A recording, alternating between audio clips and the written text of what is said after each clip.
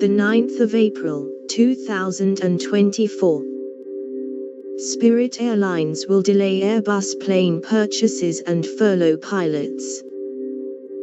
The low-cost airline, which has been unprofitable for 4 years, is trying to reduce costs after a federal judge blocked a proposed deal for JetBlue to acquire Spirit.